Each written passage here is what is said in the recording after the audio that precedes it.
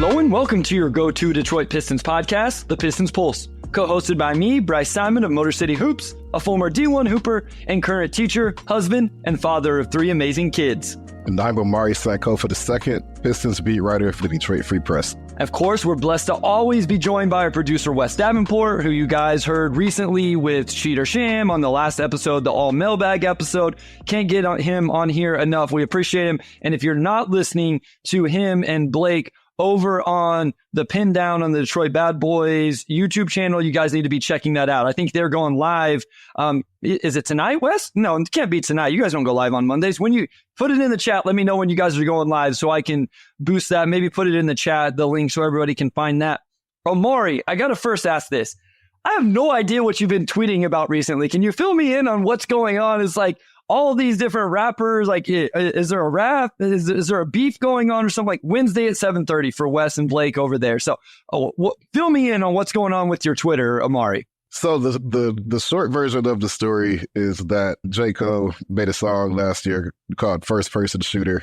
And in the song, one of them said, like, we're the big three or something, including Kendrick in that. And then Kendrick was featured on a Future album that came out 3 weeks ago, and he was basically like, "There's no big three, it's just big me." Like, kind of like I'm the best. Like, don't put me in the same category as you guys. And it's funny because Kendrick, well, I was going to tell the short version, but it's turning into the long version, so let's just do the long version. Kendrick's been trying to pick a rap battle with like Drake and or J. Cole for like 10 years. Like, he went after J. Cole and Drake like in like a rap cypher back in 2013. Like, he's been trying to start beef with these guys and they never take him up on it. So it's like, if they're not taking him up on it, doesn't that technically make him the best, right? So long story short, J. Cole responded with a diss track like 2 days ago, and he sounded conflicted because he was like in the song, he basically like, I like Kendrick, like I respect this dude, but it wasn't like a diss. It was like, if you're gonna diss him, don't like pay him respect as you're dissing him. And then today, or I guess last night, he apologized. Like, he was at some festival and he was like, like, that's not me. Like, he felt bad about it, basically. And it's like, where's the spirit of competition that we used to have in hip hop? Like, it just hurts my soul. And then you have J. Cole fans saying, well, it's just good to see two men, you know, come together and put the petty squabbles behind them. It's like, it's not a petty squabble, it's competition. Like, imagine saying that after somebody loses in the NBA Finals. Like, well, I'm just happy to see them come together at the end. No, we want competition. So this carries over to basketball, right? Like, sometimes people complain about how friendly these guys have gotten and they want to see them compete more. Exactly. I was not able to follow the story. Like, I'll tell you this, my timeline has been filled with this stuff and WrestleMania stuff over the last couple days, few days, week, whatever. And I'm just like, I don't know what's going on. Now, I used to be into both of these things. I was telling my students the other day, back in my day in high school, I listened to rap. I was Eminem and 50 Cent and Tupac and all of that. I just don't listen to music anymore. I listen to podcasts. And then I used to watch wrestling back in the WCW, and it was WWF then they got sued or whatever.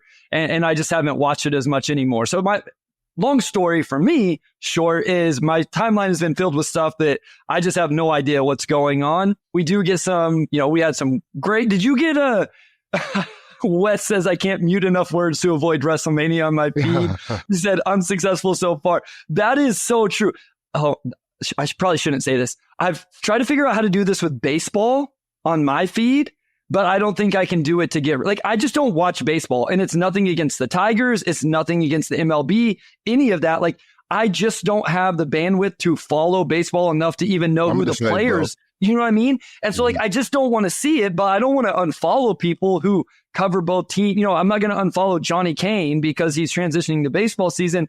I just have tried to figure out, like, how do I not have to see this stuff anymore? Because I have no interest in it. But Omari, did you get a chance to watch the women's game? So let's transition into basketball here a little bit. You know, some great Final Four games, a really nice national championship game. South Carolina women, shout out to them, Don Staley, the whole crew. They were awesome. Obviously, Caitlin Clark's career, Angel Reese, like all Juju, all of these, some big time games, big time performances. You get a chance to watch some of that?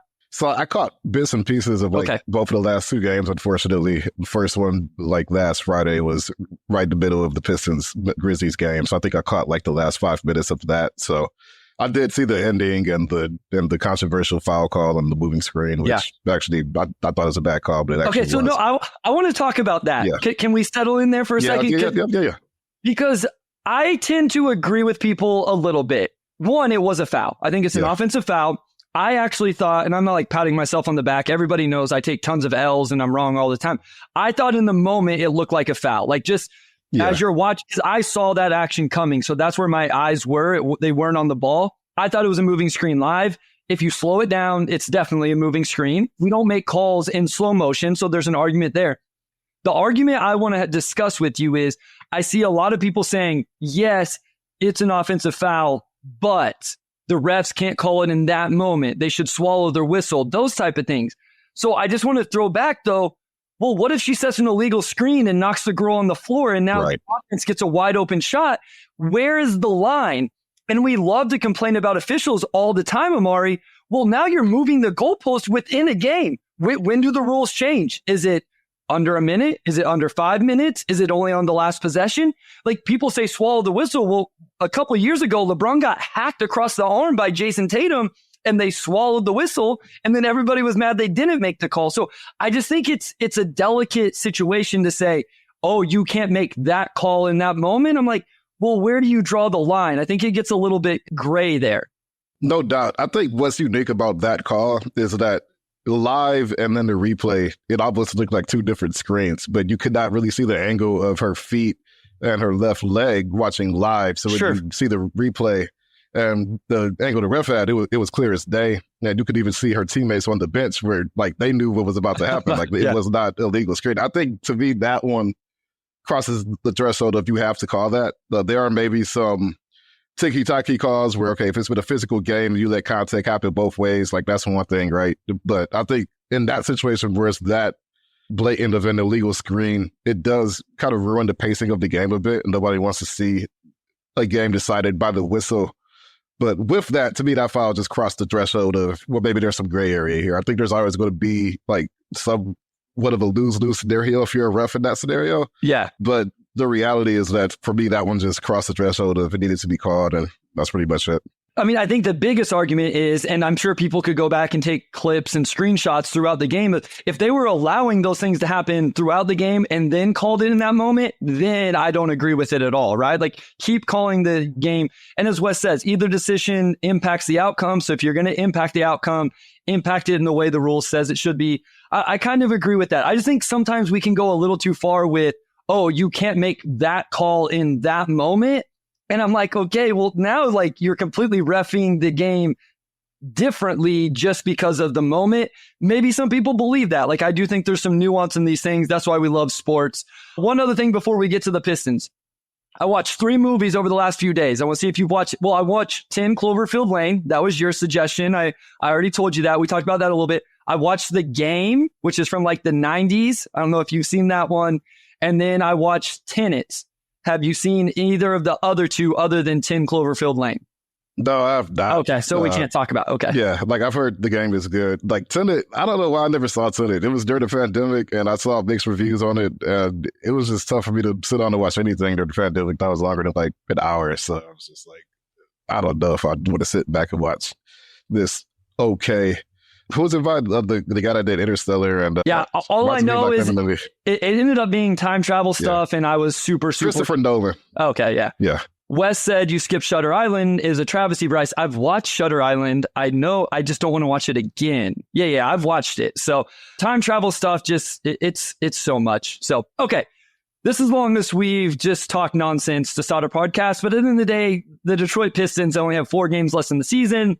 To be honest, they're playing all sorts of different players. It's crazy. What we are going to do, guys, is after we get through just some, things that's happened the last week or so, we're going to go back and revisit our New Year's resolutions that we made, right after the turn of the calendar. And we're going to kind of see where those things are. Have any of them started to happen over the second half of the season? Where do we think they're going as we go into the off season and next year and all of that? So that will be fun. Yeah. YouTube user says the Pistons are currently nonsense. I mean, listen, I'm sure our listenership is down anyway. If you are with us, we appreciate you. Hit that like, subscribe, leave a rating, review, all of that stuff. But I assume that we can hopefully made you smile the last 10 minutes as we talk some non-Piston stuff as well. So, I mean, the biggest news over the last week, I guess, is the Malachi Flynn 50-point game, Omari. Like, I heard someone say they got a text message that somebody had scored 50 points and they were eating dinner. I think this was Zach Lowe. And the person he's eating dinner with said, Zach, I'll give you 100 guesses on who scored 50 tonight. And Lowe goes, you could have given me, 400, which, I mean, honestly, it's not just the Pistons that are playing, random dudes that are, and shout out these guys taking advantage of their opportunities. So Malachi did it. Obviously hasn't been great since, but was kind of like a cool moment for him. A guy that's been around the league this season with trades and all that really took advantage of his opportunity that night. No doubt. Yeah, that was that was for sure the most unexpected 50-point game anybody's probably ever watched, including me. I've now covered two, the other one's Sadiq Bey. So it's just funny that, probably two of the most obscure 50-point scores ever I've happened, I think, in back-to-back seasons now. Well, maybe Sadiq's was 2 years ago. Anyway, he had 19 points at halftime, and it was just a good game for him. I think his previous season high was like 16 or 17. Then he added 12 or more in the third, and then he hit, I think, 2 threes early in the fourth, and it's like, wait, is he about to score 50? So it's funny because Cade also had a really good game in Atlanta earlier this season, where I think he might have finished with 44 or 45.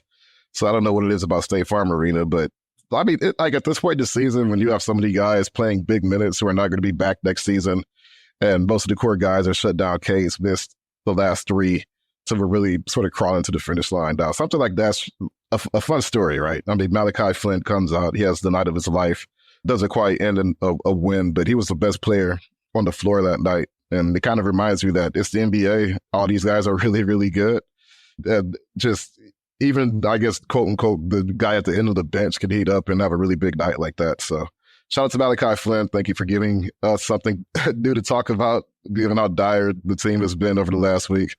Yeah, I mean, some positive vibes from that one. And you're right. Like, that's what I thought as I watched that as well, is like, this is a guy that when the trades happen, people are like, they don't even mention him. Whenever he went from Toronto to New York, people didn't even mention him. When he went from New York to Detroit, people didn't even mention him.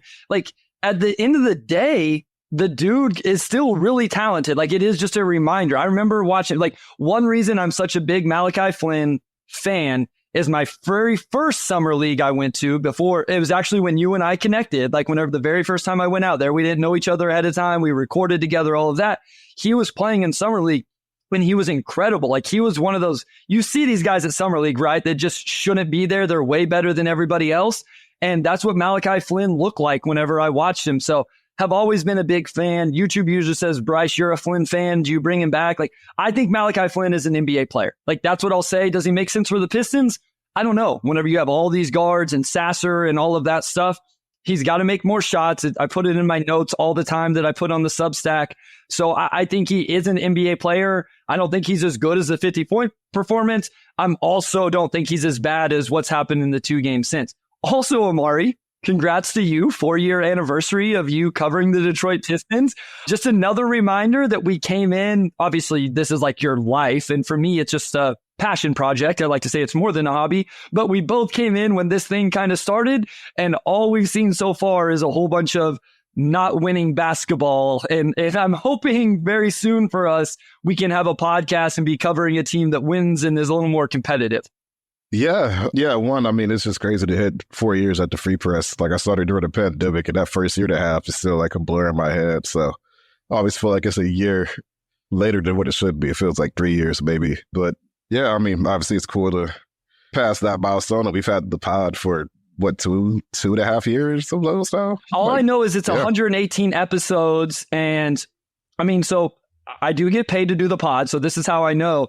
I think the last thing that I put in, like my invoice or whatever, was the 24th. So it was right at the end of the season whenever we started. Because I remember thinking, I think so it would just be a little over. We just hit a little over 2 years is what we've done. A little over 2 years.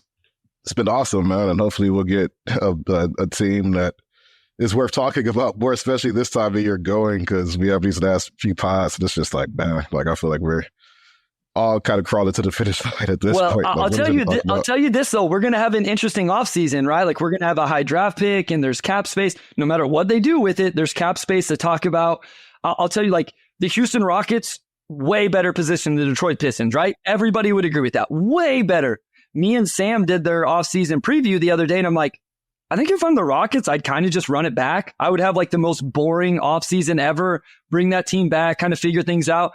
Point being, if you're a Rockets fan or a Rockets content creator, you don't have all of these things to talk about, right? Like where we still do Cade, Ivey, draft pick, who fits, who doesn't, who do you sign, who do you trade for, et cetera, et cetera. So at the very least, like just like the deadline with all of these moves with the what are we up to now, Omari? 31 players, 32 players that have 31. We have plenty of players to talk about. Like they give it. How about Tosan running out of games? Like I was like, why is Tosan not starting? And then the broadcast, and he had ran out of his two-way games. So it's which is a really dumb rule this late in the season. It's like there's no G League team he could play for. The G League season is over. So you're just like this weird, like no man's land limbo. I feel like when the G League season ends, like whatever that requirement is, like the 50-game limit for games you're active, even like not even games you're playing, but active. Like there could be some more flexibility there. There's no reason why a guy like Tosan can't finish the season out when there's no G League for him to play. He's just chilling out. Like let him play. Yeah. So like April, right? Like and starting in April or something, that rule should just go away. I look through these names, man, and I'm just like wondering, like who's the guy we forget played on this roster 5 years from now? You know, is it Jalen Noel who's played probably going to end up with 6 games? You know, Gallo, Metu played 10.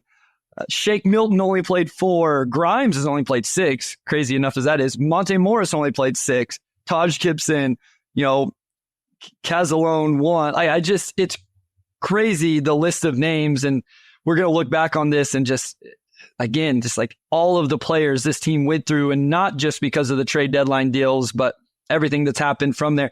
Is there anything else before we go to break and then get into this? Anything else from the last week or the upcoming week? Because quite honestly, Omari, this is probably the last time we talk about actual games. I don't know what we'll do next week yet, but the team's last game is on Sunday. We'll record Monday or Tuesday, probably talk draft or off season or something like that. Is there any takeaways, any guys that have caught your attention? Like YouTube user said, would you bring Metu back? I kind of like him. You know, anything like that, any final takeaways before we kind of just move on? Because I have a feeling when this season's over, we're moving into the off season.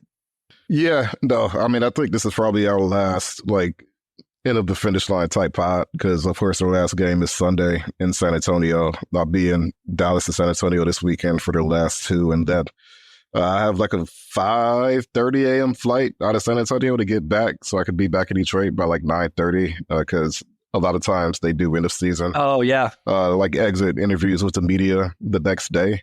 Although in this case, it's tough because it's a 3 p.m. game next Sunday. So ideally you get like an 8 or 9 p.m. flight out, but they didn't have any. So we're still not sure exactly when they're going to start the exit interviews. But of course, we'll do a pod, you know, either the evening of or the day after that happens. And we're about to get into the big picture stuff soon. So we could go ahead and go into segment 2, unless you have any last words you want to say about this riveting part of the season we're in.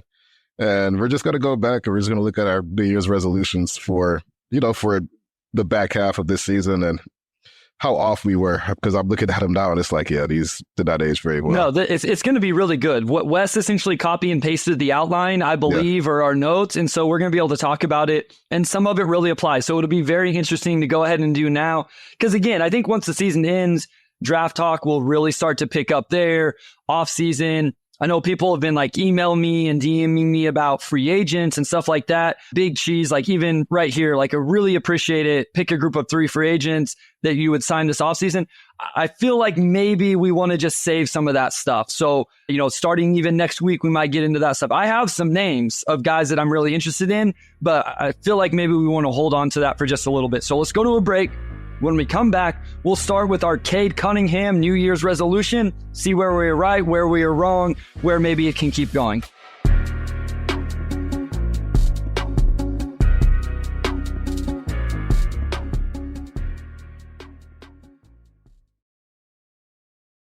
All right, we're back with segment 2, and we're going to dive into our New Year's resolutions from last season. And we're going to open up, with the most important, factor in this rebuild, Cade Cunningham. We had him. Continued health was the first one, just seeing him close the season out strong. Where are we with that now, just given that he had played most of the season, but obviously now he's missed 3 games and we're waiting to see if he comes back. Yeah, so I think we had continued health because this was, just so everybody knows, this was January 1st, 2024, like right after that. So this was, how many ever games into the season. At that time, Cade had played 33 games and 35 minutes. And I believe he had played every single game. He played the first 36, missed 9 of 10 starting on January 9th. So right after we recorded, maybe we were bad luck. And then obviously has missed some games here recently. And I believe Aruna says, does Cade get to the 65 game most improved threshold? I don't think he's going to get to 65. I believe he's at what right now? 62, Omari? I think he's at 62 or 63. I asked Monty before the game on Saturday in Brooklyn if Cade was going to come back, and he said he's working to come back this season. He's at 62, so they have 4 games left, and he needs to play 3 of their last 4. They had an off day yesterday. They get a practice day today, so maybe he's able to work himself back. And that's bad. I guess we'll actually know pretty soon here, maybe before the pod ends, hopefully. I'm going to check the injury report in 20 minutes. But, yeah, we'll see. I mean, I think he can play 3 of the last 4. Maybe they hold him out of one of the back-to-back games. But the thing about that is you're either being held out of the season finale or his homecoming in Dallas. So, I'm not sure how you approach that. But I think he could get 3 of the last 4 if he really is rehabbing to get back. I feel like if he was shut down, Monty probably wouldn't be hoping to get him back at this point.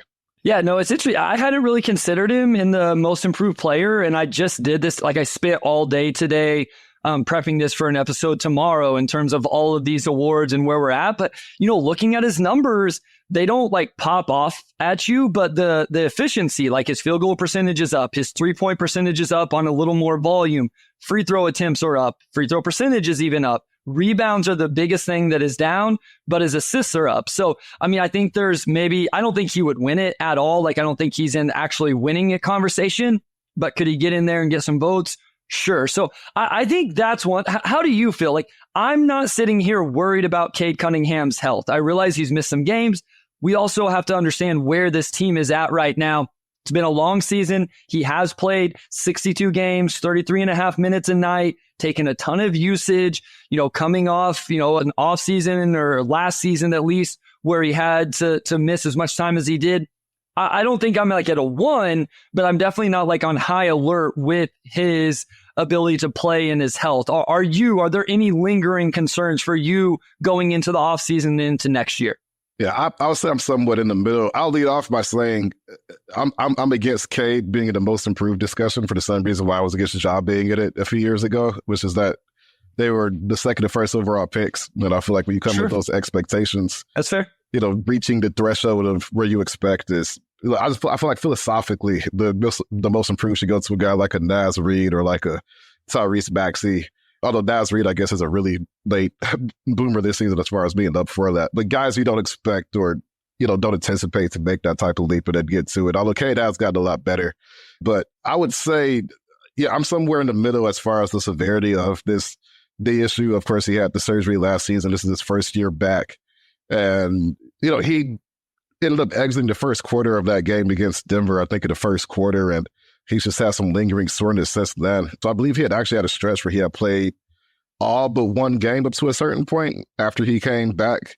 Looking at it now, he had missed 2 games. He's missed a few games. So he's missed 1, 2, 3, 4. He's now up to 7 games missed, I believe, since that initial injury. And if he doesn't come back this season, now you're at 11. And he actually ends up playing fewer games than he did as a rookie, which is when I think people first started to have the durability debate with him when he played 64 games. So I think at the very least, you want to see him top that 64 and get to the point where he could qualify for the end of season awards. But at the same time, if he does end up getting shut down and he misses the last 7 games of the season, I think you have to have some concern at that point. I think the thing I would want to know is, would he have played if this team was in play-in contention, right? If they were in the 11, the 10 even, and they were playing to some sort of postseason, or even just not historically as bad as what they are, would he be playing these games? If the answer is no, he wouldn't have played these games still. if he would have missed these last 3 games or whatever, if they were jockeying for play-in position, then I would definitely, like, that would raise my concern. I guess for me, I've essentially chalked this up to the season just isn't going great, and so they're not going to push it. If there's even just a little bit, think how many late scratches there's been. Like, I think there was even a game where he warmed up and then didn't, end up playing and all of that. So let's go to the next thing. One thing we said was 3-point shooting. So at the time, Omari, he was 42% on unguarded threes, 31% on guarded. Those are both catch and shoot numbers, 29% on dribble. Now, for the season, he is 42% still on unguarded, up to 35% on guarded, and up to 32% on dribble threes, 37% on 5.2 attempts per game since January 1st. To me, those are 3-point shooting numbers I can live with. If Cade Cunningham does that for the rest of his career, I think you're pretty happy with that. Maybe the dribble percentage could go up a little bit more, but 42% on unguarded threes, that's all I need him to do off the ball. 5 attempts a game since the turn of the calendar. I wouldn't mind getting him to 6, but I'm happy with that. And it's at 37%. Those are encouraging 3-point percentage shooting numbers for me. Yeah, I agree. He's really made a mini leap as a shooter this season after a cold start. And what's been impressive to me is that even though you look at the numbers and he's shooting officially on 5.2 attempts per game since January 1st, so more than half of the season now, it's probably around 47, 48 games worth of sample size at this point. I still feel like there's so much room for him to grow. Like, Sure. It doesn't seem like he takes that many threes. Like 5.2 is a pretty healthy number, but it doesn't seem like he takes a lot of threes. He's been shooting off the catch, I think, a bit more than off the dribble, but you can still see him improve his footwork, get to a step back a bit more, which we've seen flashes of, but not a whole lot. So there's still things he can do to really make an even bigger leap, I think, next season. But the main thing he has to do this season was just get above water. And he's done that for the vast majority of the year now. And I would say I'm at the point where I really have a few question marks about his shooting. I think at the very least, he'll be at least an average to above average guy. Yeah, and remember, he was a good 3-point shooter coming out of college, and so you have a year of that. I think I've even gone back to his high school numbers, and it was solid there. He has to be able to shoot, and I know the very anti-Cade Cunningham people always point to the athleticism.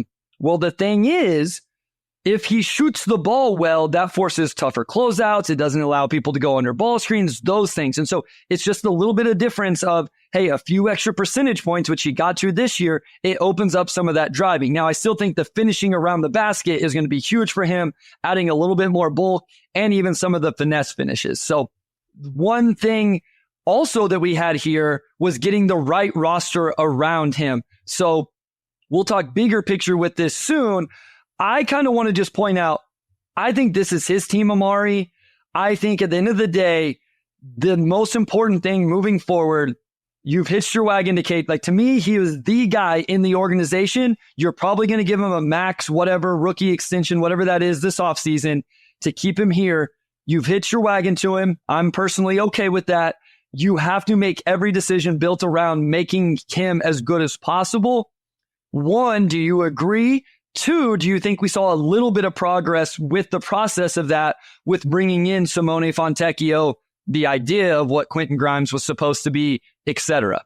Yeah, I think there's been an acknowledgement that you need a certain archetype of player around Cade. I think the issue coming into this season was just the lack of data you had on his play style, right? Like, could he be this heliocentric guy where no matter who's around him, he's going to be able to create something, or is he going to need a little bit more help, spacing wise, which, like most players need, especially, point guards. That's no knock on him by any means. But I think this season answered that pretty definitively, where you do want the ball in his hands, but he absolutely needs spacing. And he's not necessarily a guy who's just going to be able to twirl his way to the rim, Sure. Which very few guys can do. I mean, Luka does it every night, but that's, he might have the greatest footwork of all time as far as NBA. And a completely different body than what Cade has right now.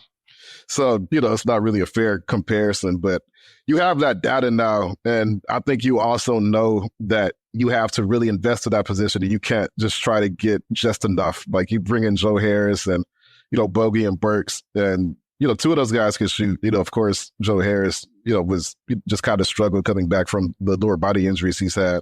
But you have no defense at all, and nobody else steps up. So you've been banking on internal development that just hasn't happened. So you have to go out and you have to spend that money and you have to get guys. I think Quentin Grimes is still a bit of an unknown given that he didn't shoot the ball well. He was battling knee soreness. So, perhaps there's a correlation there. But Simone Fontecchio, he came in, he fit in perfectly. He really takes pressure off of Cade, I think, in all areas. He even handled a little bit of playmaking. And this offseason, that's got to be the priority. You're looking at it as, we want to get Cade locked in. I think at this point he's shown that he could be the type of leader you need. And then with that, bring back Fontecchio and then see who else you can get. I think what's interesting about this is that none of this stuff is like new stuff. I think you could probably do coming in that Cade would probably need it. But, I think after this season, that obviously becomes a much more pressing priority to do it ASAP now. No, I think there's a fairness to we really know he needs the spacing though, right? Yeah. He may end up being what we all, thought he was going to be when he was the number one pick and what he was projected to be and all of that. But there is a little bit of context. There's some guys that are so good, you can almost put anybody you want around them and they're going to make it work, right? They're going to figure it out. There's very few of those guys. Then the next tier of guys I feel like are, okay, they can make this work, but you do kind of have to have the right pieces around them. And I'm glad you brought up the spacing because some guys don't need that spacing as much as others. And maybe Cade doesn't 5 years from now, but right now for him to be successful, I feel like he does. Went into the season, and one thing we talked about was at least getting answers. At the end of the day, you can't go through this whole year and not have a better feel on things. I think we do have a better feel on who Cade is, how good he can be. You give the keys to him. I think he's shown enough that you feel like you have to do that. And the only other option is you trade him and completely start over. And I don't think anybody has the stomach for that. Wes and I talked about this. I think he got a question about trading Cade for a boatload of draft picks. And it's okay, sure. You might as well trade everybody else. You're starting over. If people want to sign up for that, that's great. Well, where's the guarantee you get a Cade level player through all of those picks and everything else? So I just think at the end of the day, whether people want to believe in it or not, I personally do. You have Cade Cunningham. You got to move forward with it. We spent 12 minutes here on Cade, rightfully so, because at the end of the day, that's who matters. Let's talk about the guy that could or could not be playing alongside of him here in the long-term future. I'm not saying the near future. Jaden Ivey. One thing real quick. I do want to give Jaden Ivey some love for playing through all of these games. And maybe other people don't. They're going to say, hey, he gets paid millions of dollars to go play basketball. I get it. Jaden Ivey was a top 5 pick. Cade's not playing. And again, this isn't a shot at any of these guys. I'm sure they're all real legit injuries. So Cade's not playing. Stu's not playing. Ausar's not playing. Duren's not playing. Fontecchio's not playing. Grimes not playing, et cetera, et cetera, et cetera. Jaden Ivey's still going out there and playing, and I feel like with good energy, good intensity, he had the one really, really bad game 3 or 4 games ago. He responded pretty well after those. I just want to give him some love for that. That may not mean anything big picture. Maybe nobody else cares about it. I did want to give him some love for that. First and foremost, for Jaden Ivey, Omari, rim finishing. So let me give you the numbers and you tell me where you're at with this. So Synergy has him at 52% at the rim in the half court. That's up 5% from his rookie season. B-ball reference, 0 to 3 feet. He's at 65%, up 7% from his rookie season. NBA.com restricted area by month, Omari, 64% on 3.5 attempts, then up to 72% in November on 3.5 attempts. Then he went down almost 20% in December, back up to almost 70% in January on under 4 attempts. And then here are the last 3 months. February, 53% on 4.5, March, 51% on 2.9, and then not a lot of games here in April, but still 48% on 6.3. Where are you at with Jaden Ivey's rim finishing? Because I feel like we're just up and down roller coaster ride.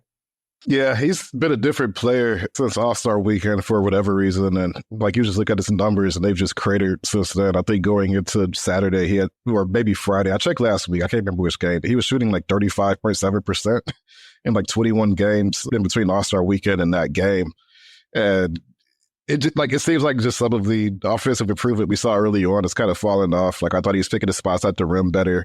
I think he's leaning back more on the tunnel vision we saw more when he was a rookie.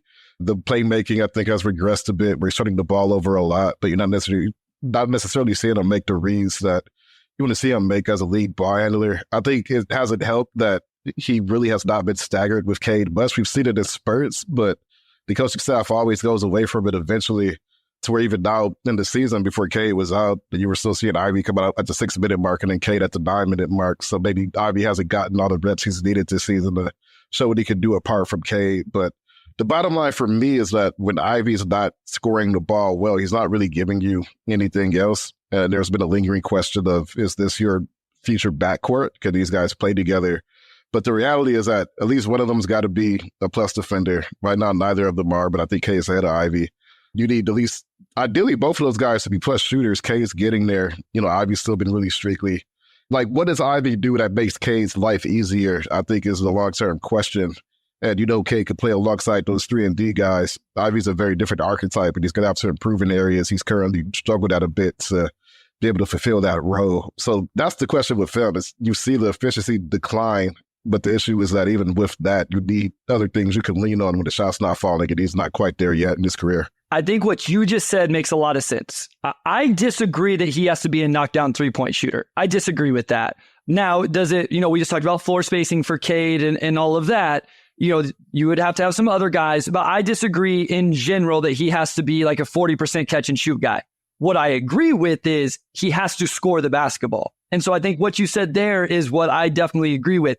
If he's not scoring the basketball at a high rate, and to me, that's option 1, get downhill. Option 2, get downhill. Option 3, get to the mid-range and make a floater or pull-up. Option 4, catch and shoot a 3.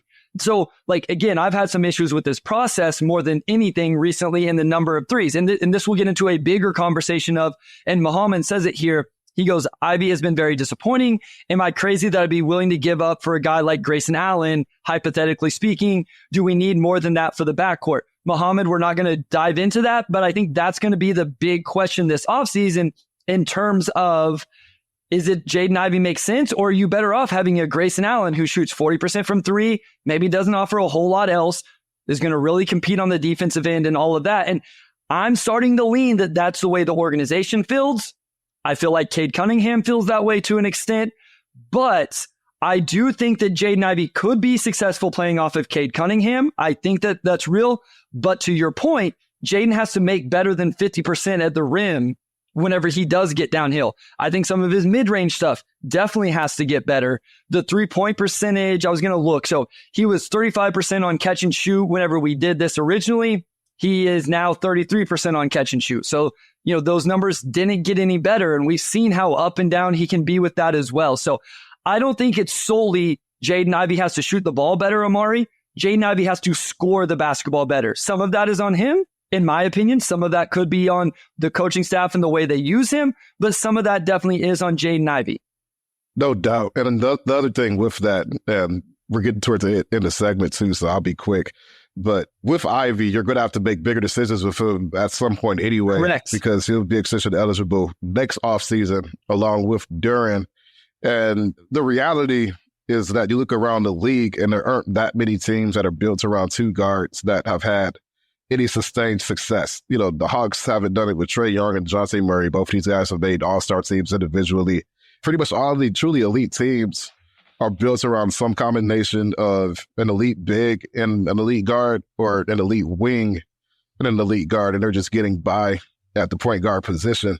So I think that's the overall thing the Pistons have to figure out. You have a 6'6" guard, a 6'4" guard. Neither of these guys are small, but if you invest the max into Cade, what does Ivey cost, and do you still have what you need at the big position to be able to handle that down the road?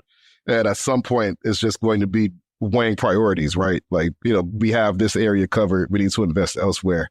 So that's where the point the organization is getting to, where you have to start making these judgment calls sooner rather than later. And to me, that's one of the bigger questions of the offseason. If you want to make that big offseason splash, you don't have a draft pick you can trade before, I think, 2028. Can you do that while still holding on to guys like Ivey and Duren? And that's the question. They're going to have to make some roster shakeups. So who's going to be shaken up is what we're going to have to wait and see.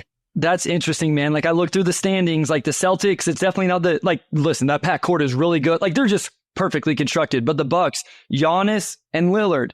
The Magic have 2 wing forwards, but it's not backcourt guys. The Knicks, your best player is a guard. The off-ball guard is just an elite floor spacer this year in Dante DiVincenzo that's just shot lights out. The Cavs, I would say most people don't think that that's worked. That's one where they're trying to rely on their 2 best players being in the backcourt.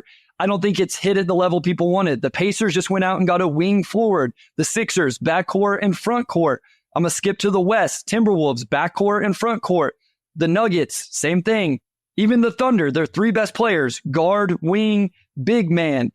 Clippers are wings. The Mavericks are probably the only team, right? Like they're the one team where their undoubtedly 2 best players are in the backcourt. Like even the Suns, I know it's Booker and Beal, but if you say they're KD. if you say they're 2 best players, it's Booker and KD. The Pelicans start with Zion and then whoever. The Kings, Sabonis and Monk, or not Monk. I just like Malik Monk, De'Aaron Fox, excuse me. And then you'd have to go to the Warriors from. So that it's interesting. Maybe it's just not the right way to build out a team in general. I will also say, and I didn't love Jaden Ivey coming off the bench at the time, just because maybe he doesn't fit with Cade doesn't mean it's impossible for him to still be a part of this thing moving forward. We'll leave it at that. We got plenty of time to talk about that as we get into the offseason. We do need to go to a break, though. When we come back, Omari, we'll get into Jalen Duren.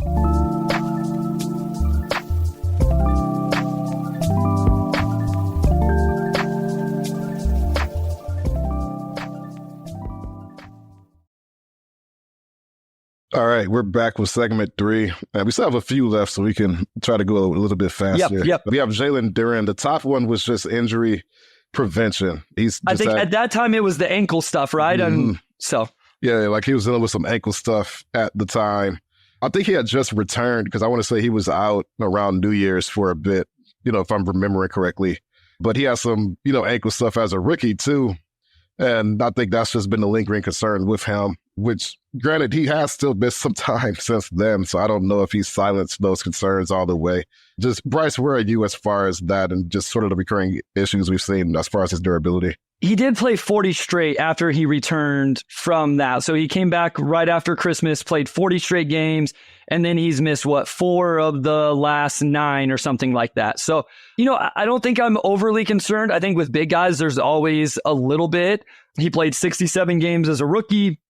He's at 59 right now. I don't know if we'll see him again this year. So he's going to be right around 60 or so for both of these seasons.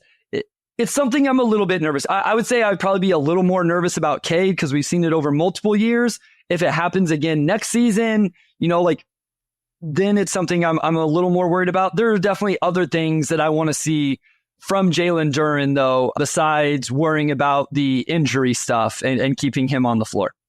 No doubt. I think the biggest question with him going forward, as we talk about, elite bigs, sort of dominating playoff teams right now, is his rim protection. The opposing players were scoring 67% against them at the time. You look at guys like Chet, Rudy Gobert, Porzingis, they're in the low 60s. I'm not sure where his rim protection number is now, but I do know just eye test wise. I don't know. That was the whole year. That was the current one. That was the whole year. Yeah. So that was updated today, and I think that's in the restricted area. Yeah. So we really have not seen the growth there. I think his 3 best offensive games of the year were probably those first 3. Like he's had maybe a couple games since then where he reached that same level of all around impact. But going into the offseason, I would say that's by far his most important area for growth. Yeah, I agree. I think it's something we have to see. People will be quick to point out how young he is, and people are absolutely right. I am more than willing to wait and see what it looks like next year. But we do need to see it at one point. And my biggest reason for this is he doesn't space the floor offensively. So if you don't space the floor offensively and you're not like an anchor of the defense, I realize he rebounds the heck out of the ball and he's a lob threat and all of those things are valuable. But I don't think I trust or believe in him ever spacing the floor. So I really would like to see him be that anchor of the defense. And even the other thing, Omari, going offensively, he hasn't done some of the stuff offensively that I thought he was going to be able to do. He has the same turnover ratio as Victor Wembanyama. And Victor takes a ton of usage. And so I kind of just looked at big guys, Duren and Wiseman, and I don't mean to loop Wiseman in here, but are 2 of the top 3 or 4 guys when it comes to turnover ratio of big guys. Duren's at 14, Wiseman's at 15.3. somebody like Jarrett Allen's under 10, Nick Claxton's under 10, Ayton and Mobley are right around 10. Sabonis, who we know the usage is at 12.3. So I think even that is going to be something that's important for him, is either be able to pass the ball, but definitely don't be turning it over as much as he is. Yeah, he's sort of in a weird spot usage-wise where he's probably dribbling a bit more than you would expect. And, I feel like that's become a bigger part of his arsenal as the season's going on, whereas earlier in the season, you were probably seeing a lot of his assists maybe come more out of like dribble handoffs or, just him finding guys in the corners if he's in the paint or whatnot. But it seems like he's been trying to be more of like maybe a primary type guy in some, areas rather than just, handling the secondary playmaking. And he's probably just doing a little bit too much as far as that. I don't know if the Pistons, just because of their overall lack of shooting in general, necessarily have a roster that could make it easier for Duren to have the space he needs, maybe to pull off some of his riskier passes.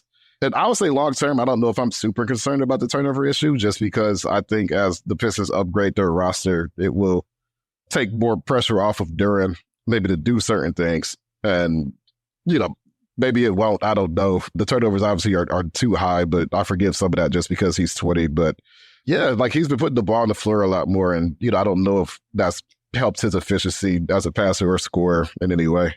So YouTube user says, give me Sar and make a decision on Duren when he is a restricted free agent. I've been thinking more about this recently, Omari, and so I want to get your thoughts.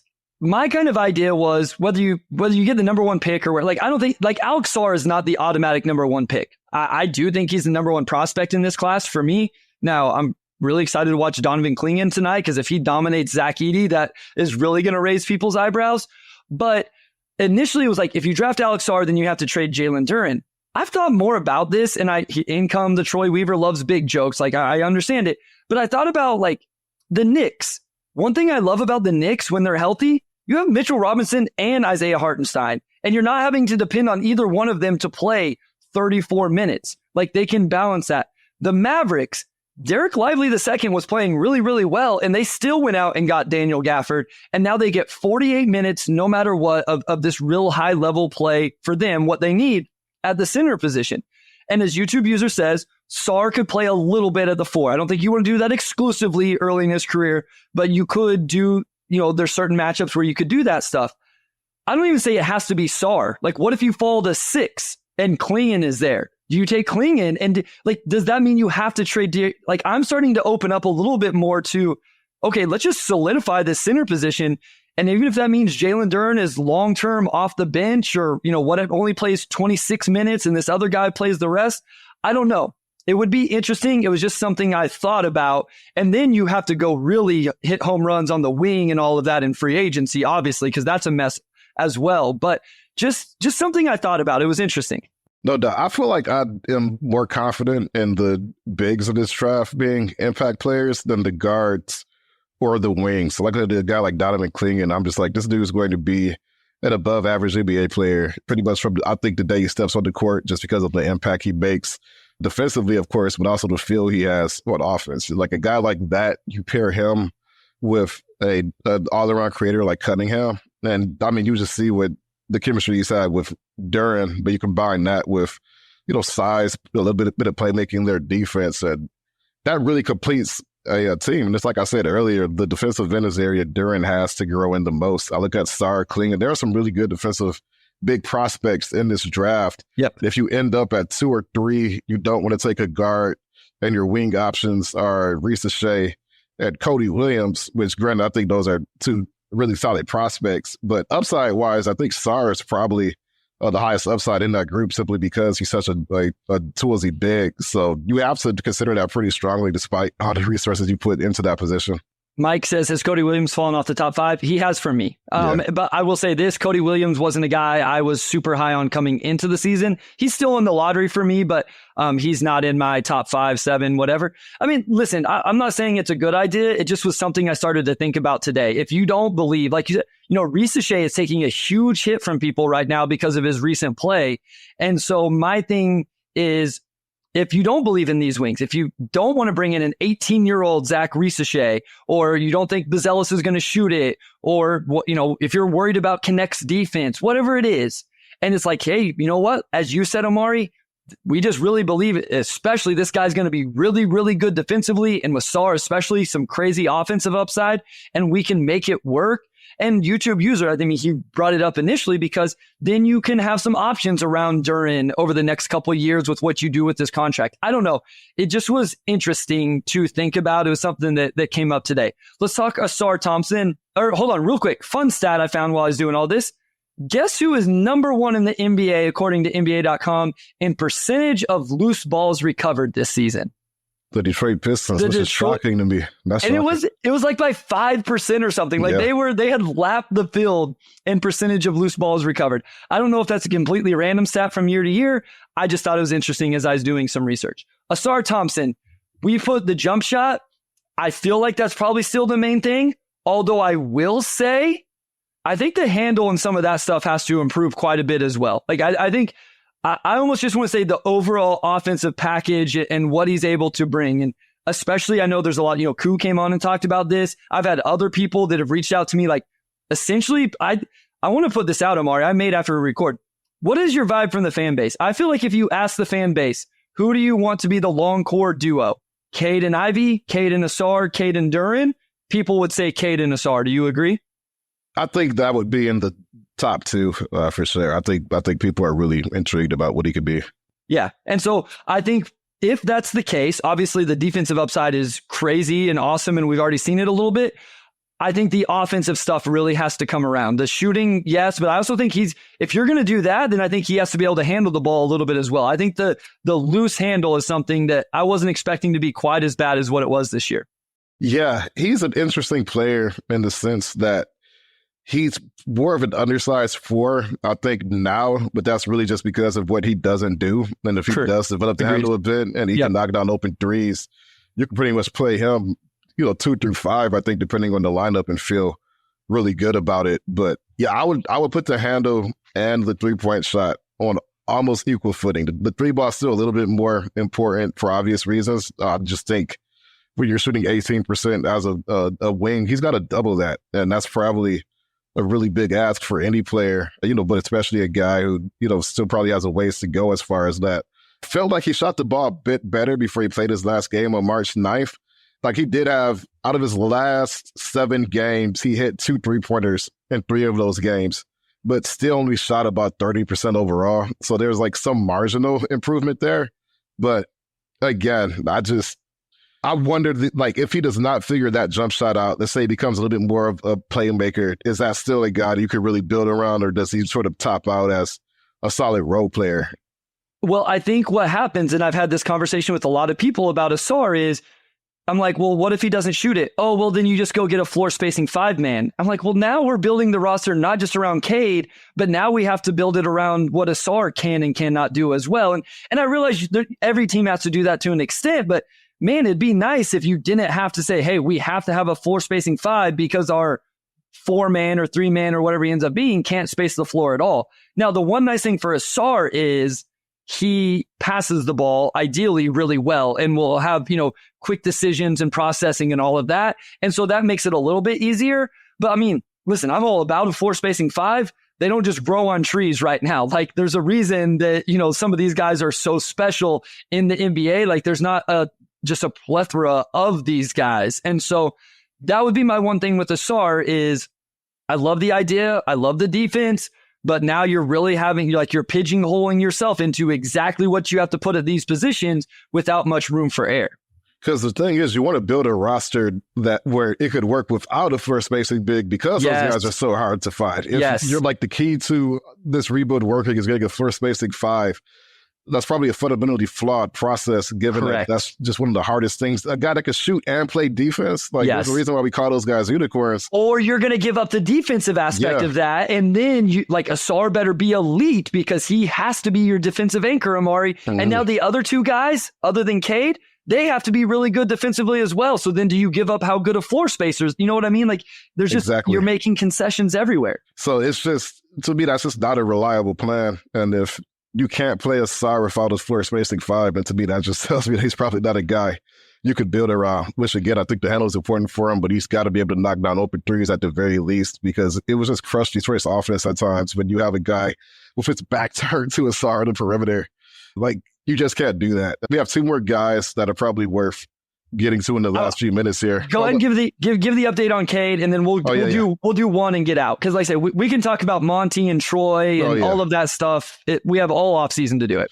Oh yeah. So Cade's questionable tomorrow. So, I think he was already ruled out for the last few games. So technically he has been upgraded, but we won't know that, I'm sure, until probably shortly before the game on Tuesday. But do you want to talk Isaiah or do you want to talk Sass? No, let's do Sasser. I think Stewart is a bigger picture conversation as well in terms of, let's save Stewart. Because at some point I want to kind of just talk about him in general, kind of how he fits into the roster, if you think you need another 5, some stuff like that. So let's save Stewart for later. I want to talk about Sasser here with the on-ball versus off-ball. And this may have been me. You may not have agreed with this, but I said the off-ball offensive role. I still see him being more of an off-the-ball player.